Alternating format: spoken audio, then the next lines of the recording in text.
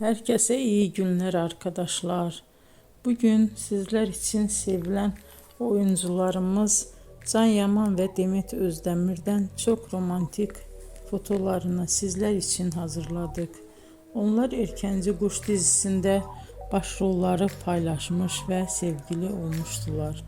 Ve dizi bittikte yollarını ayırdılar. Can Yaman İtalya'ya gitmiş. Orada yeni dizide rol almış arkadaşlar. Biz de sizler için onların en romantik karelerini hazırladık. Arkadaşlar kanala abone olup yorum yazsanız, videoları sonuna kadar izleseniz çok sevinirim. Hoşça kalın. Bizden bu kadar arkadaşlar.